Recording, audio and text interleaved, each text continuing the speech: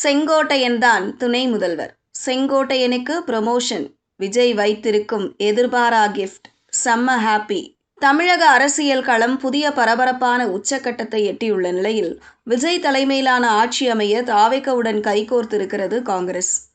அரை கிணறை தாண்டியுள்ள விஜய்க்கு இன்னும் 5 முதல் 6 எம்எல்ஏக்களின் ஆதரவு தேவைப்படுகிறது. இது ஒருபுறம் இருக்க, அதனையெல்லாம் கண்டுகொள்ளாமல் பதவியேற்பு விழா, அமைச்சரவை பட்டியல் தயாரிப்பு என தாவேகா கூலாக வேலை செய்து வருகிறது. இந்த நிலையில் அதிமுக முன்னாள் அமைச்சர் கே.ஏ. செங்கோட்டையன் துணை முதல்வராக நியமிக்கப்படலாம் என்ற தகவல் தாவேகா வட்டாரங்களில் பேசப்படுகிறது. 2026 தமிழக சட்டமன்ற தேர்தலில் 108 இடங்களில் வெற்றி பெற்று தனிப்பெரும் கட்சியாக உருவெடுத்த தமிழக வெற்றிக் கழகம் தற்போது ஆட்சி அமைப்புக்கான வேலைகளை தீவிரமாக செய்து வருகிறது.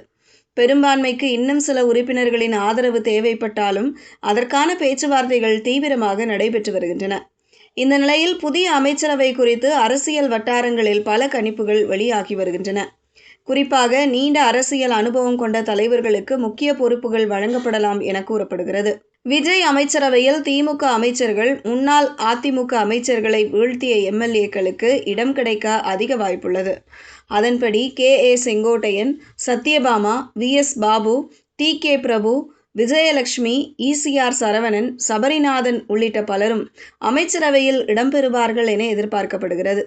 குறிப்பாக கே.ஏ. செங்கோட்டையனுக்கு துணை முதல்வர் பதவி வழங்கப்படலாம் என்ற தகவல் பரவி வருகிறது.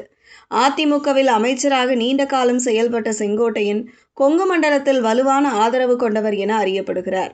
அவர் சமீபத்தில் எடுத்த அரசியல் முடிவுகள், குறிப்பாக தாவேகாவுடன் இணைந்தது பலரையும் ஆச்சரியப்படுத்தது. ஆனால் அந்த முடிவு தேர்தல் முடிவுகளில் தாக்கம் ஏற்படுத்தியதாகவும் கூறப்படுகிறது. கொங்கு மண்டலத்தில் தாவேகா பெற்ற வெற்றியில் செங்கோட்டையனின் பங்கு குறிப்பிடத்தக்கது என அரசியல் ஆய்வாளர்கள் கருதுகின்றனர். கோவை, திருப்பூர், ஈரோடு, சேலம், நாமக்கல் உள்ளிட்ட பகுதிகளில் கிடைத்த வெற்றிகள் அந்த பகுதிகளை தாவேகா சாதகமாக மாற்றியுள்ளது. மேலும் விஜய் பிரச்சாரத்திலும் செங்கோட்டையனின் பங்கு மிக முக்கியமானது. இந்த நிலையில் ஆட்சியை நிலைநிறுத்த அனுபவமுள்ள தலைவர்கள் அவசியம் என விஜய் உணர்ந்தே இருக்கிறார் என கூறப்படுகிறது. அதனால்தான் செங்கோட்டையனை துணை முதல்வராக கொண்டு வர திட்டமிட்டு உள்ளதாக தகவல்கள் தெரிவிக்கின்றன. மேலும் தேர்தல் பிரச்சாரத்தின் போது அதிகாரத்தில் பங்கு என்ற கோஷத்தை முன்வைத்திருந்த விஜய் அதை நடைமுறையில் கொண்டு வர முயற்சி எடுக்கிறார் என்பதும் குறிப்பிடத்தக்கது. அதன்படி ஆதரவு அளிக்கும் கட்சிகளுக்கும் அமைச்சரவை பொறுப்புகள் வழங்கப்படும் வாய்ப்பு உள்ளது.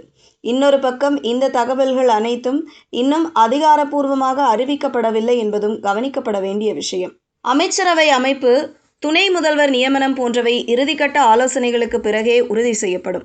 மொத்தத்தில் விஜய் தலைமையிலான புதிய ஆட்சி எப்படி அமையும், அதில் கே.ஏ. செங்கோட்டையன் போன்ற அனுபவமிக்க தலைவர்களுக்கு என்ன பொறுப்புகள் வழங்கப்படும் என்பது குறித்து மக்கள் மத்தியில் அதிக எதிர்பார்ப்பு நிலவுகிறது.